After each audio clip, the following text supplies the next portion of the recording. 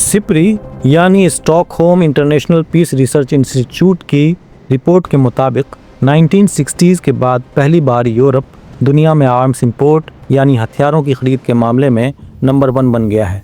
2021 से 2025 के बीच यूरोप ने कुल ग्लोबल आर्म्स इंपोर्ट में से 33% आर्म्स इंपोर्ट किया। अगर देशों की बात करें तो यूक्रेन इस दौरान सबसे ज़्यादा हथियार खरीदने वाला देश बन गया है। ग्लोबल आर्म्स इंपोर्ट में इसका हिस्सा 9.7% रहा।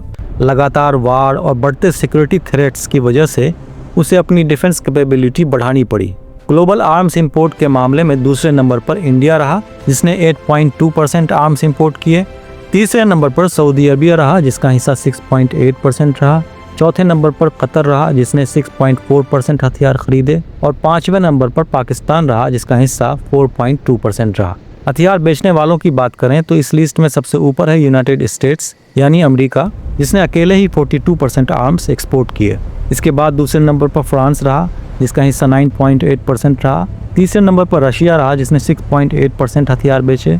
चौथे नंबर पर जर्मनी रहा जिसका हिस्सा 5.7% रहा और पाँचवें नंबर पर चाइना रहा जिसने 5.6% आर्म्स एक्सपोर्ट किए। अगर रीजनल लेवल पर देखें तो दुनिया का सिक्योरिटी मैप बदलता दिख रहा है। एशिया और ओशियाना के रीजन में हथियारों की खरीदारी घट रही है। मिडिल ईस्ट में भी हथियारों की खरीदारी में 1% की गिरावट दर्ज की गई है, जबकि यूरोप में हथियारों की खरीदारी 12% से बढ़कर 26% तक पहुंच गया है, जो सबसे बड़ा बदलाव है। अफ्रीका में आर्म्स इंपोर्ट घटा है, जबकि नॉर्थ एंड साउथ अमेरिका में हल्की बढ़ोतरी दर्ज की गई है। ये सिर्फ हथियारों के ट्रेड फिगर्स नहीं हैं, ये बताते हैं कि दुनिया में इनसिक्योरिटी कहाँ बढ़ रही है और कौन से देश अपनी डिफेंस पॉलिसी किस दिशा में ले जा रहे हैं।